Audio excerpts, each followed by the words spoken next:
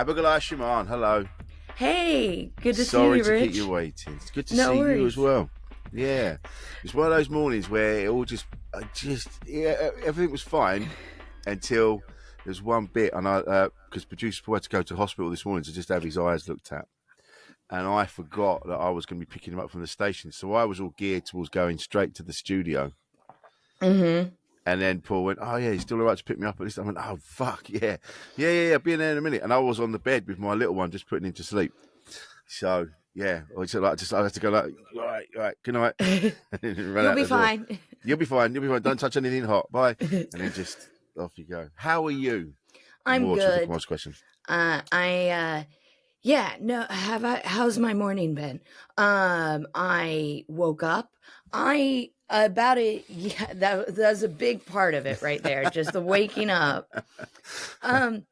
So about a year ago now, I decided like I wanted to read more, but like paper, not like a Kindle. So I got a subscription to the New Yorker. So I have like a magazine that comes to my house every week, which is Wow. really exciting. But like, I don't know if you've ever like seen an actual issue of the New Yorker, but it's a No. literary magazine. So it's a book. Like it's like I was like, I'll read my New Yorker and then I'll read books. And it's like instead I've given myself a weekly reading assignment, which I like my subscription's about to run out and I was like 4 weeks behind, but I'm always like, I'm gonna read one thing out of each of them, you know? And this is so stupid because I've done this to myself, but I was like almost gonna cancel it. And then as I was catching up on all my back issues, I was like, I can't cancel this. This is lovely. I'm reading like this 10-page article about this bicycle maker in Colorado whom I wouldn't have known existed. But now No. I really Yeah. want to own a bike. Like, this is beautiful. This is it. That's why these things are because we get bogged down with all the main news, especially what's going on in the States at the minute. I mean, I've had to sort of mute a lot of stuff because it was in my head and terrifying. Yeah. But then little beautiful stories like that, you go, oh man, there's still beautiful things in the world, like the bike maker in Colorado. Yeah. Well, I was Nice. reading it this morning. Yeah. And I was just kind of, after I read a few articles, I was skimming it, and they have this huge spread in this one. I haven't started reading it yet, but I'm so excited about national marching band competitions in America. And I used to be in marching band when I was a kid. We weren't like competitive, but I was like, oh, I cannot wait to dig into this. This is the America that we don't hear about on the news, you know? Yeah. The bicycle maker, the marching band, like these are true Americana. But it feels, with the way the news is, you'll be forgiven for thinking that everybody's just walking around with big eyes, just going, fuck, what are we fucking doing? This is terrifying. But then you've got, obviously, life still has to happen. Yeah. So marching band competitions still have to happen. They're booked. You know, the guy in Colorado's still got to make his bikes. Exactly. Like, I watched, for those of you who haven't figured it out yet, I'm American. Hi, I'm Abigoliah Schamaun, and I am your American correspondent. But I watched the whole inauguration this year. Like, I turned it on, I watched the whole thing, and then I kind of like was like, all right, I've done it. And now I listened to some news podcasts, but other than that, I've been actually trying to avoid watching the news or in very, very little increments instead of just having it on in the background while I'm making lunch or something. I'm like, and I realize that it's like, well, that's a privilege, you know, but I'm like, for my own safety, I can't consume it all the time right now because it doesn't make me feel like I can make a difference. It makes me feel like I'm helpless. Yeah. And I think mainlining current events as they are right now, I know we are all like, we have to stay informed and we have to know what's going on. But I think at some point it can become damaging and unhelpful. Yeah. You know? Well, you just become immobilized with it all. You just kind of Mm-hmm. like you say, I don't know what to do. This Yeah. isn't. It's not up to me to. I take care of everyone I can. But it's Yeah. not up to me to try and sort this shit out. That's why we voted people in the first place. You're Yeah. supposed to be dealing with all this. I think we have to trust that there's things going on in the background that are going to be dealing with what's happening. I Yeah. think, I you know, mean, yeah. I the mean, hope. it's as you're like, we voted people in to take care of this. And in my head, I was Mm, like, the problem is the United States of America voted in the wrong people. And a lot of the mm, problems are now coming from that. But like, it's, I not to go too deep. I did have the news on this morning, and I will say it's interesting to see Europe step up with the whole Ukraine Russia thing now that mm. like Trump's gone full on to Putin side. It's really interesting to be like, I'm like, what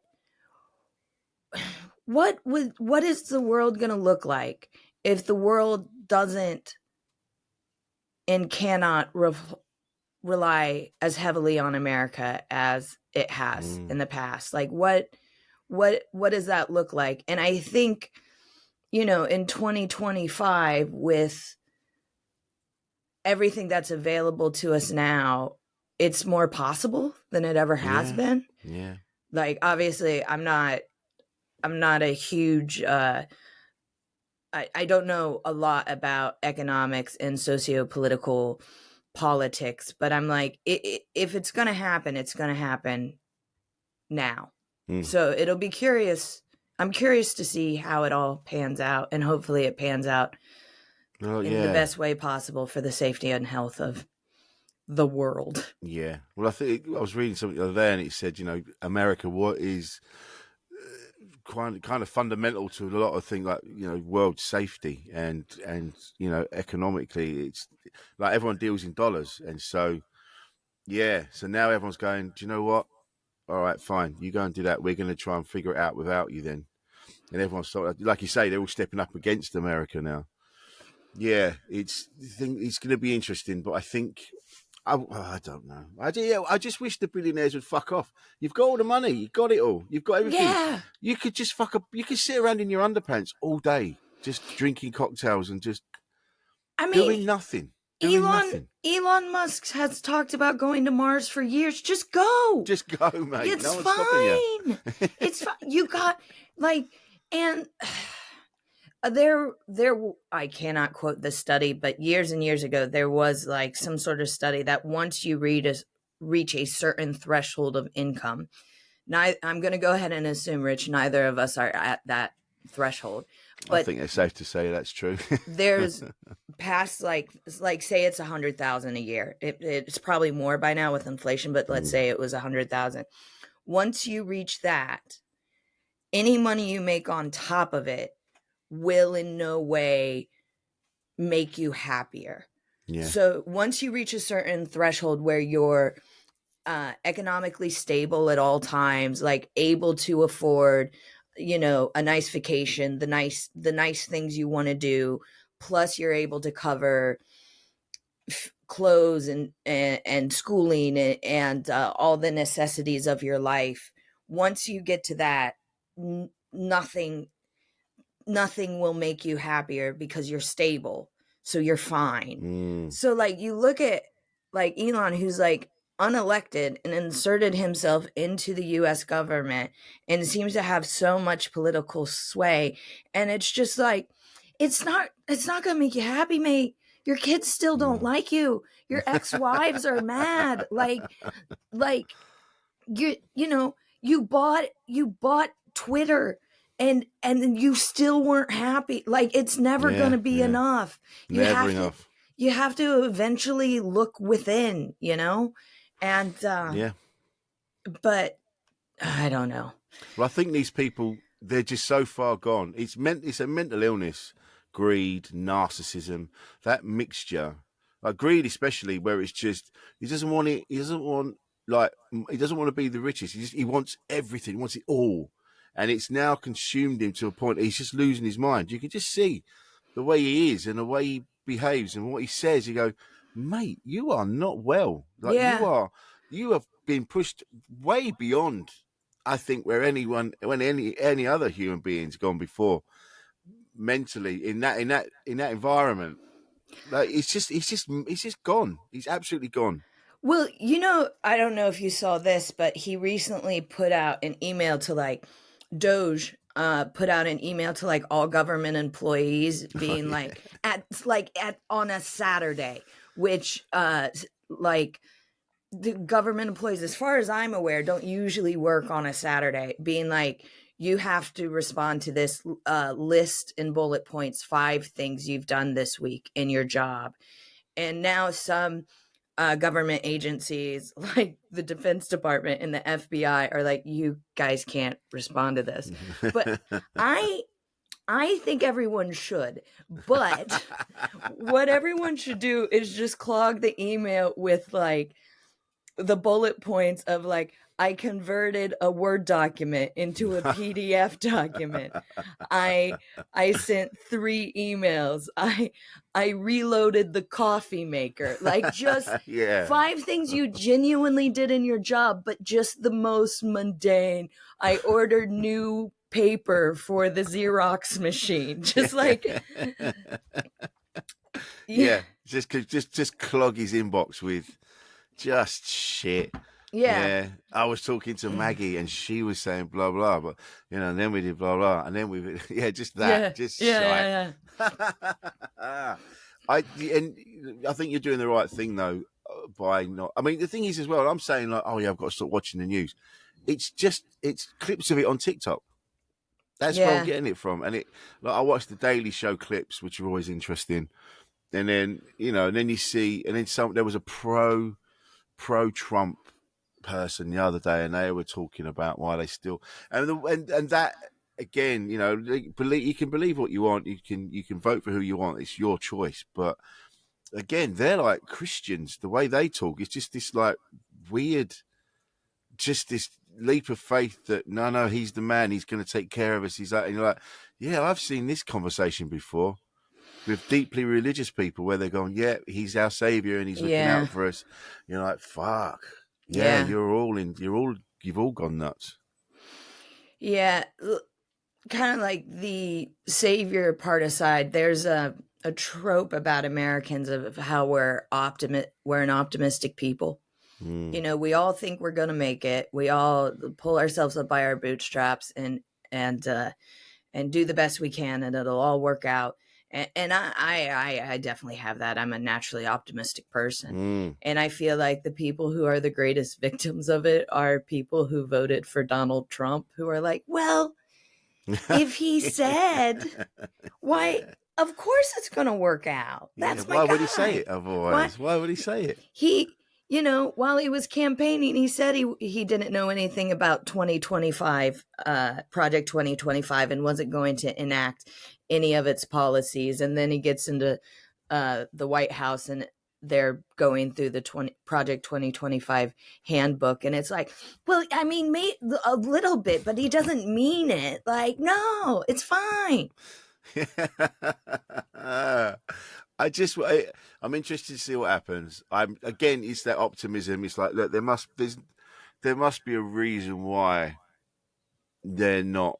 There must be something happening that's going to counteract what he's doing. I'm sure they can't just go, well, he's been voted in, he's in charge, that's it. Yeah, there must, because I know he's firing everybody that can stop him. It seems there must be something where everyone's gathering and going, right, this is what we're going to do. This is something that's kind of always stuck with me. I remember when Brexit happened, when Brexit was triggered. And then there was all this like, oh, could they reverse it? Could the Labour Party reverse it? Should they reverse it? And I asked my partner, Tom, I was like, do you think they should reverse Brexit? And I think Tom very sagely was like, well, now that it's happening, I don't think it should be reversed. I think Britain needs to spend some time on its own and have a think about who we are as a nation and what we want. And I kind of feel that with America. If America's really going to isolate itself from the rest of the world, I think it's like, please understand, I'm not trying to be nihilistic about this. I No. have family over there, but it is that thing of like, okay, you go think about what you want and need, and what you realize what you, it's kind of like a breakup. Like if you think about Brexit, like so much of the United Kingdom didn't realize what we were getting out of the EU Yes. until we left the EU. Yeah. And I feel like if America really starts to withdraw, like of course left the Paris Climate Accord, and they're causing all sorts of problems in the UN. Like if they really leave all these huge international organizations, then it's like you think you're giving so much, you don't realize what your partner has been giving you. You've just been taking it all for granted. Yeah. You know? Honestly, it's true. And what's happening now, that's so great what Tom said, because it's true. Now what's happening, as you've just said, the people are realizing what they had. They're going, oh shit, but we thought, and the only people that are really still engaged with Brexit and still really want it are just the hate-filled assholes that just the vote that were racist. That's why they voted for it. And I think that's what, again, like you just said with America, it'll just, people are going to go, oh fuck, we did it. We did have it good. Like you always do if you break up with someone and you come away and you go, man, yeah, we actually had it pretty good there. Now I'm living in a bin. Yeah, Shit. exactly. Or like, my light went out in my room. Oh, my partner always fixed that. I'm not tall enough to reach the light. It was my part. I mean, it only happens every like once a year does a light go out in the house, but like that was their thing, and they made sure they bought the right light with the right wattage and the I haven't had toilet paper for a week now because they used to just buy it. It just appeared. Appeared. I tell you what, let's talk about you, Abigoliah. Okay. Because we're talking. I knew this would happen, and I tried to avoid it. But as soon as I speak to anyone from America, I want to go, how do you feel this is going? What do you think? Because it's terrifying from the outside. Yeah. And you said, like you said, you've got family there, so that must be worse. But what's been happening with you? Because you were on before, you had you and your wonderful partner Tom. And now we get to talk to you in your own right. Yeah. Abigoliah Schamaun. Let's talk about you. How's things? Apart from all that, how's it going? Are you all right? I think I'm doing good. We're recording this at the end of February, and I'm a sucker for a new year. Yeah. I love a new year. I love a new start. And what's great is because in America you start school in September. In my head, even though I'm going to turn 40 this year, you have another new year in September where you're like, okay, now we reset and redo it again. It never leaves you. I'm 53 and I still go, oh yeah, September, here we go, new pencil case. Exactly. And you do. You're like, I'm going to reorganize my desk. But things since the last time we talked, which Tom and I were really kind of in a weird and low place, things have been up and down as they always are. And I think this year, I feel like in my personal life, things are going better. Changes are being made. But in my younger self, it's like new year, new me. And you try to change everything in January, right? Oh, yeah.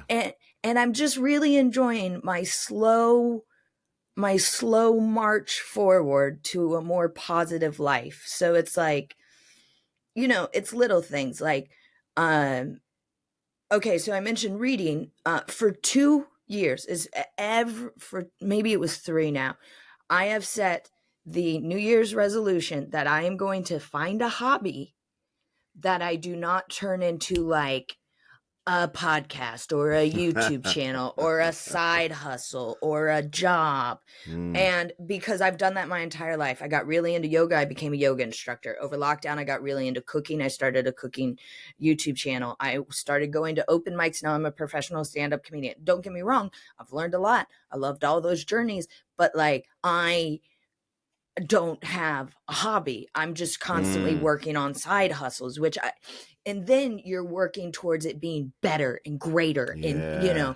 and I don't think that's healthy. So finally, a little bit before the new year of 2024, I went on Amazon. Evil, but It's so easy though.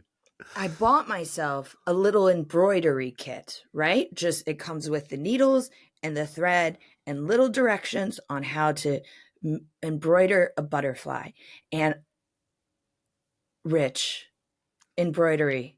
I, I Oh I- I'm wow.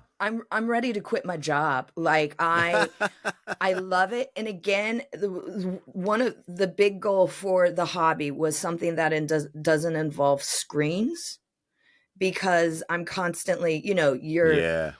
you're on, like, the way my life has been for so long is like I'll be on my computer doing work, and then I'll take a little 10-minute break and scroll social media on my phone as an reward, and then at night I go downstairs and Tom and I would watch a television show. It's just screen, screen, screen, screen. Yeah, man. So Tom, I've gotten really into this embroidery. I love it. And Tom has picked back up Warhammer painting. Oh yeah. He doesn't even care if he plays a game. He just likes painting Just the like, yeah, figurines. therapeutic to paint the figures. So now at night, instead of being like, what do you want to watch? And we sit on our couch and watch a television show, which, by the way, there's nothing wrong with television. Television is fun. Art is fun. But we might put on like a talking head, like YouTube, what's it called when they just talk? Is it not a blog? Something. I don't know. Yeah. Someone may be talking about, you know, their thoughts on Star Wars, and Tom will sit and paint his little figurines, and I will sit and stitch some embroidery, and it's like we have the radio on in the background, and it just feels, even though we're sitting on opposite sides of the table and we're both looking at our little crafty project, it feels so much more connected than just Yes. lying on the sofa and watching even a really good show. Like, even if it's like, oh, we're watching Severance or The Penguin or, like, something arty, it just feels so nice. And to do something that's tactile, you're actually Yeah. physically changing the world around you. It's not about the view count or, how it looks on your little screen. It's this thing that you have, and you're changing the way it looks with your hands. Yeah. And then, I love it. I love it But so it is that, much. like you say, it's actually tangible. You can see what you're creating. Yeah. And I think that when you're on your phones, you might be sat next to each other, but you're in two different worlds. Yeah. And it's funny you say that because we haven't had the internet in our house since we moved in, because there's a problem. They need to dig the road up outside, so it's driving me mad, because they keep going, "No, we're going to do it on this date," and then they never do it.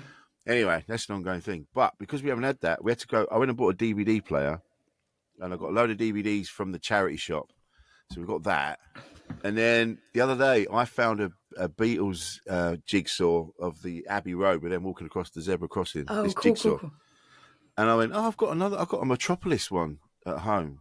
And anyway, so I got it. I was walking back with Kate, and I went, this sounds weird, but what about if we got a bottle of wine and just sat and did a jigsaw? And she went, are you fucking kidding me? I'd love that. Yeah. I'd love that. And I thought, who am I? When have I ever suggested this? Yeah. But it's just, great. It just like a little quiet connection of, I don't know. I feel like when it's like, let's do something, sometimes doing something seems like so much work. And another thing is, I'm sure you relate to this as well. Like, since the pandemic, I don't know if it's because I'm getting older or if it was the pandemic, but I find it harder to go out and make plans with people. And it's just like, to just like sit and do a jigsaw with your wife. It's just like, oh, that just sounds so nice.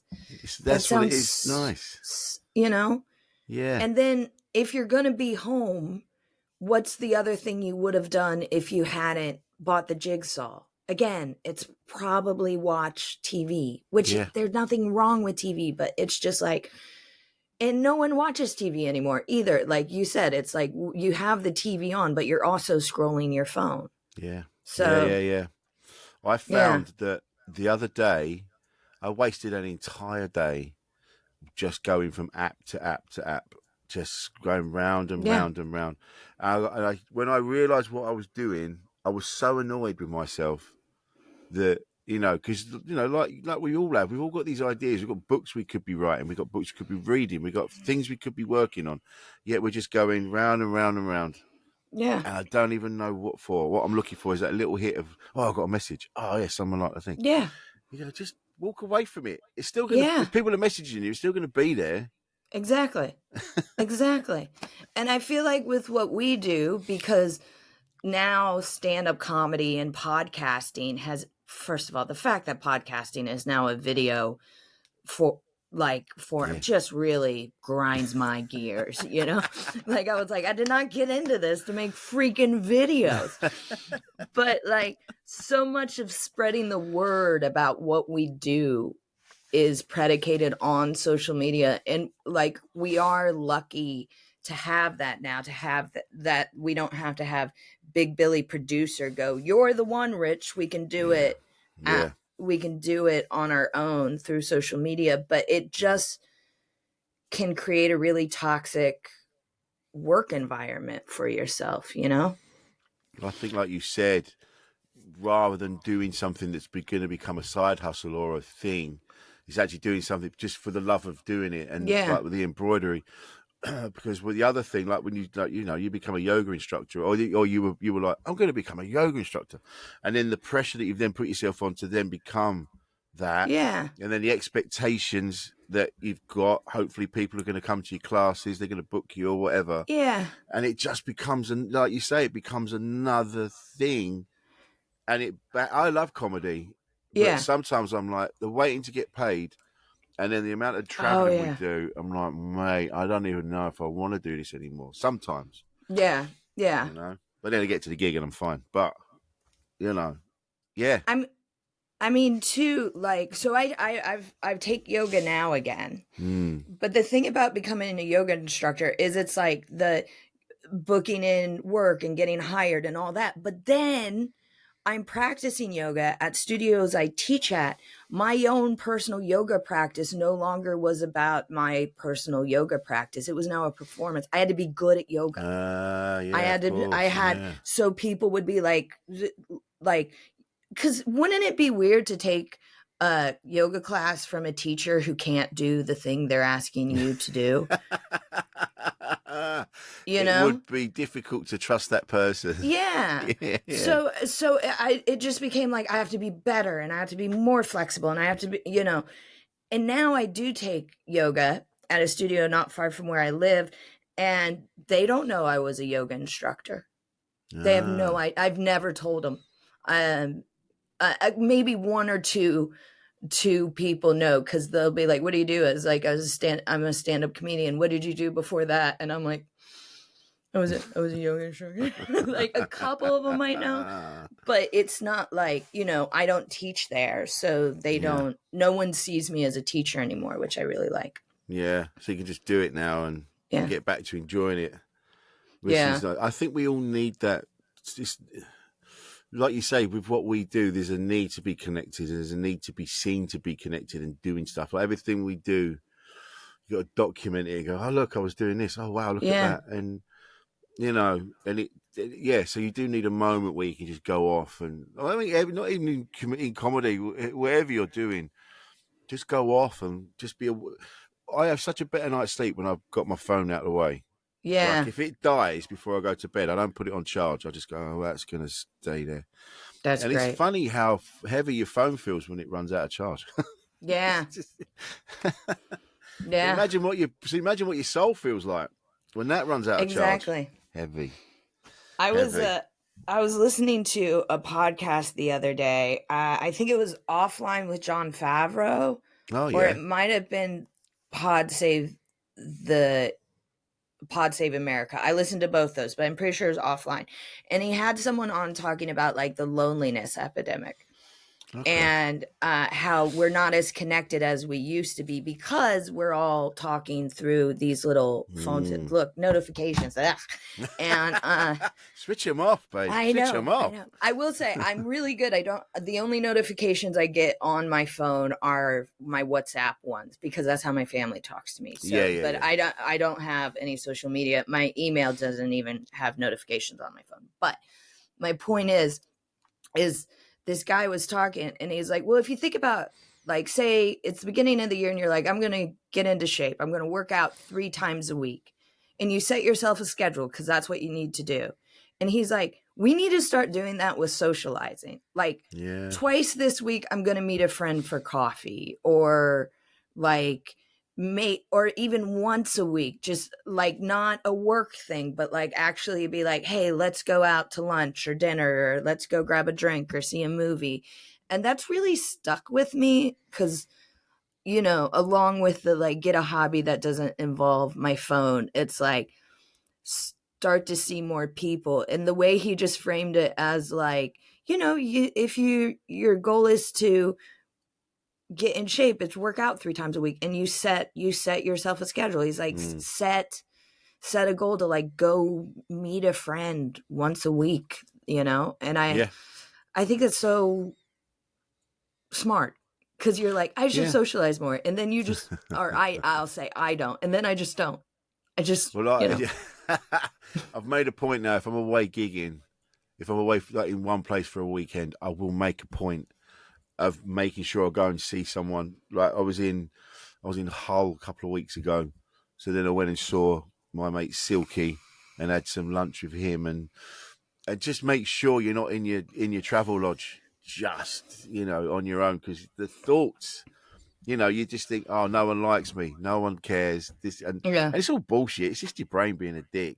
yeah, So it is important. Yeah, schedule it in. Go and see a mate. yeah, yeah, Yeah, totally. I think it's yeah. So I feel like this new year is like just the slow creep back to a better, for me, I haven't actually put this into words yet, like not like a better self as like optimized and like in shape and I'm journaling every day, but like a more, I don't know the word, interactive or like in person, like yeah, I'd say this year is about being like in person. I don't want to say present because I don't really know what that means, and I used to be a yoga instructor. But like to like actually connect with people. Like, so yeah, we're doing this podcast via Zoom or via online because we live in different parts of the country, but like anymore it's like, if it's like we could record it via Zoom or you can come into studio, I'm like, if there's an option to come into studio, yeah, even yeah, if yeah, it takes more time away from my day to get across London, I'm like, let's just do it that way. yeah, Let's just get out of the house. yeah. This is what I love doing. This is why there was talk of like we did it a few times down the line. Like producer, I'd be somewhere else, but then I decided one day because we used to have Paul had a studio in Tunbridge Wells, and it was always like, well, I'll just come to Tunbridge Wells. And Paul was like, are you sure? Because it's a bit of a trek. I'm like, because of that, I wanted to get out and do it Yeah. properly and connect. Yeah. Otherwise you're in Well, your house all day and just yeah. yeah, And like somehow being in your house all day, even if you do a lot of work, it doesn't feel as satisfying. For no, me, it doesn't. I don't know about you, but even if it's like I recorded a podcast and I edited some comedy clips and I did some writing and I sent some emails, I get to the end of the day and I'm like, huh. Whereas like if I actually go out and talk to someone, I feel like more like I did something today. I did that's something like exactly it. real. Yeah, this is it. I come away from here and I go, man, we got stuff done today. And it's the same. Yeah. Like I could have done the same at home, but it doesn't feel. It's something. You've made an effort to go to a place. I think that was what the problem was, or is now with the working from home. Working from home is great. I do understand that, but I think there is a need as well to be sociable, which is part of the work experience, isn't it? Like go to the Yeah. office, see everyone you work with, which I know is shit. It costs too much money. That should be, that's the thing that needs to change, is make travel cheaper and, sandwiches cheaper and all that. But the actual nationalize the railways, please. Yeah, please. Come on. Here. If you do one thing, if you nationalize the railway, if you seriously though, I'm dead serious. If the Labor government brings down the cost of rail travel in this country, they will be in power forever. Like, yeah. It shouldn't be £100 to go to Birmingham. I know, right? No disrespect to Birmingham. I'm talking about the distance, not the actual place. Yeah. It's like it's an hour and a half on the train or whatever. It's 2 hours, and it's £100. It's £100 to go anywhere. Well, and what's so frustrating is like we have to lower carbon emissions. Everyone needs to stop driving their car, and it's like, okay, well then, why is it for me to go work in Manchester for a weekend? And listen, I don't even travel during peak times. I run on comedian time. So like, don't make it, again, £100 to go to Manchester, like the United Kingdom's second city. Like, why? Yeah. Why is it so much? I know Celia AB said a thing. She was talking about, just, she said, why is everything now £7? Like one day we woke up and everything was £7. Yeah. She said, who made that choice? And it's bollocks. And you get your train ticket, then you go to Pret because you didn't prepare, because preparing is hassle. So that's another £15 that you've spent on a cup of tea and a sandwich. Yeah. And then when you're on the train, you go, maybe I'll have a thing. I'll have a thing, and then do the thing. It costs you so much money to do anything in this country. It's nuts. It's nuts. One of my goals that has only been a goal for like 5 years, so maybe this will be the year. Here we go. Is to get my British driver's license. Cool. And kind of in the world of like, we need to reduce carbon emissions. If I buy a car, Rich, I haven't owned a car because I lived in New York before I lived in London. I haven't owned a car in 20 years. Wow. I don't care. I will drive it everywhere. It'll be diesel. I'm going to get a monster truck. Like, I have saved up, like when it's like, you need to reduce your carbon footprint and make sure you wash out your glassware before you put in the recycling. And I do all that, but I'm like, my carbon footprint is so freaking low. It's like one of the lowest ever. Like sometimes because I live in London, if it's a nice day out, I don't even get on the tube. I walk to the gig. I haven't owned a car. I had a car when I was 16, which is like a very un-American thing to say. But I had a little jalopy that I could go to and from school in because I lived in the country. And then I moved to New York City at 18. I am now 39 years old. I haven't owned a car since. Like, stop making me feel guilty about being able to finding a way to be able to afford to get around the country. Like, you go fix it. I feel like we were on a really positive chat for a while, and now we're just doing that comedy bitching. This is, for listeners, I'm sure you figured this out yet, but this is the thing you don't know about comedy in the green rooms, where you guys are like, oh, you guys must be so fun. We're bitching about train travel. Like, that's and who hasn't gotten paid from that one promoter? I was talking last night about at a gig. I talked about it on stage. The fact that they've now talking about prescribing comedy, like if you're ill, they can prescribe comedy. And I'm like, are you mental? Imagine, like, they go, oh yeah, so what's up? Are you suicidal? Yeah, me too. It's like, it's not going to work. I maybe go to comedy, but definitely don't do comedy. Like, this is just broken little sad boys. But I will say, like, creepy dudes with their dicks out. Exactly. But on a positive comedy experience, I should have mentioned this earlier. Last night, I went to go watch The Gong Show at Comedy Store, because sometimes, like, again, do comedy to make yourself happy. Go watch The Dreams of the Young Die. And but Paul Thorne was hosting, and obviously Simon Richards was there. So we recounted and laughed so hard, Rich, about our journey from Bridport back to London. Oh my God. That was great. So what happened was we did a gig in Bridport, and Simon drove us back, and it was me and Paul and Rich all performing, and Rich and Paul got some bottles of wine, so we got drunk in the back of the car. Shit. And then we get back into London, and because Simon's a good guy, he decided to drop each of us off in front of our houses. Yes, he did. And he got to Regent's Park, where I live very near. And Rich was like, Simon's like, where do I drive from here? And I was like, you can just let me off here. And Rich goes, you can't do that, you daft cow.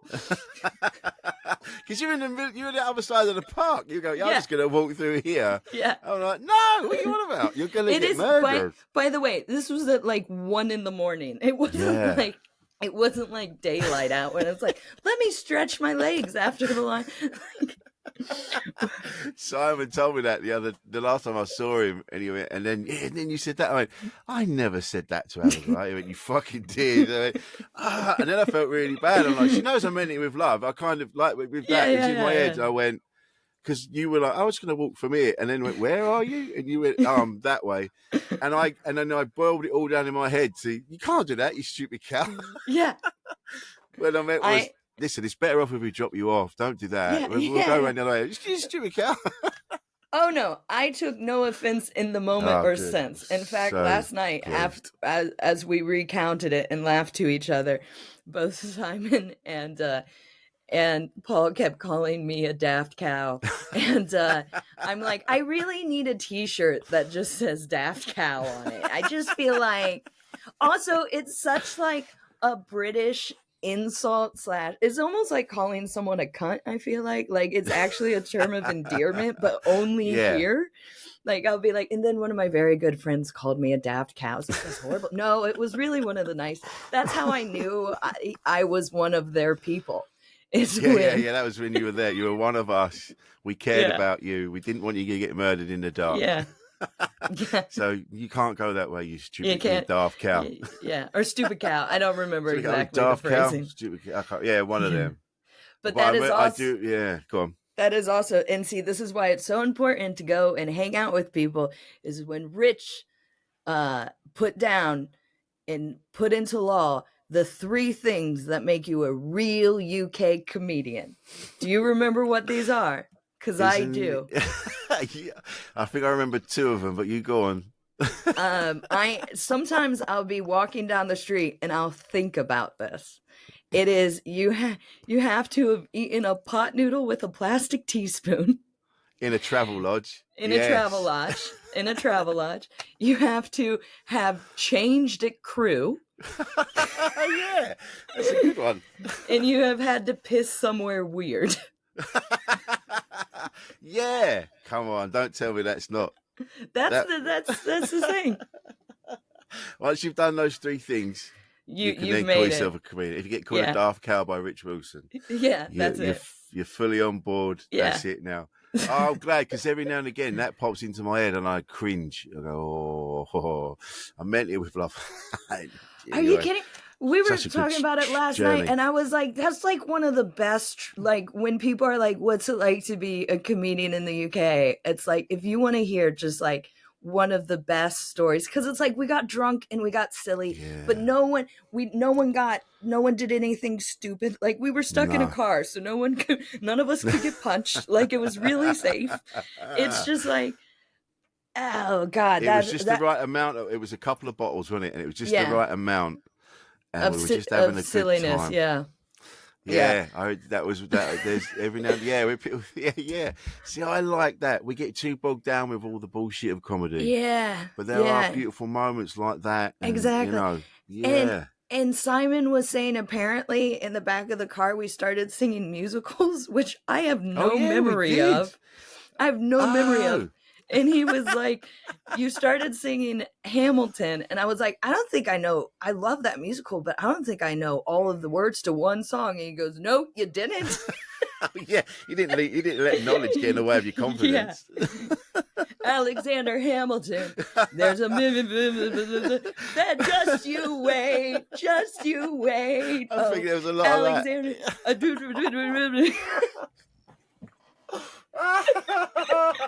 And you got two middle-aged comedians in the back trying to join in. Yeah. Oh man, Abigoliah, was a this great has been trip. so much fun. I'm so glad we did this. So Yeah, me too. you're going on tour? I am. So I'm going on tour starting April 10th in Pocklington, where I've never been to. Oh, and yeah. I'm taking my show Legally Cheeky on tour. It is the story of me and Tom. We applied for a partnership visa for me in 2019, and the visa got rejected, and we had to go to immigration court to fight for my right to remain in the UK. Wow. And and it's taken me to 2020. I did the show in 2022 in Edinburgh. It's taken me this long to bring it on tour, and I know 2025 you're like, oh my god, how does it end up? Did she get to stay in the UK? I mean, you'll be on Tinderhooks, but I'm really proud of the show. It's the first time I've been on tour, and I'm producing it myself, which that I feel like is I'm being very brave, because I keep telling people, like, when you have a friend who goes on tour and maybe they haven't sold the tickets they want, and they can blame their producer or their agent or their publicist. Yeah. I just have to look in the mirror and go, it's me. I'm the problem. It's me. It's all on you. Yeah. So please, if you live in any of the areas, I'm going to Bath, Birmingham, Brighton, Bristol, Edinburgh, Glasgow, Liverpool, London, Manchester, Norwich, Oxford, and Pocklington. And in alphabetical order. Yeah. I put, what? I was talking to Mark Simmons about this. I put it on the poster in alphabetical order, because when you look at a poster, you don't go, oh, am I available April 10th? You go, what city is she going to my city? And then you look at the date. So I put it in alphabetical order. And you can get tickets at my website, abigoliah.com, or just follow me on Instagram at Abigoliah, ABIGOLIAH. Wonderful. And we'll put the link up to this as well. We get the ticket link and everything, so you can watch this. The link will be there. You can get the tickets. Abigoliah, I could talk to you all day. I think you're great, and I'm really pleased that we did this. And good luck with everything. Too. We'll share this and everything when it comes out, and we'll let you know. Okay. But this has been wonderful. Thank you for listening to us. This has been Abigoliah Schamaun. I've been Rich Wilson. Thank you to producer Paul for twiddling the knobs. And we'll see you next time on Insane in the Membrane.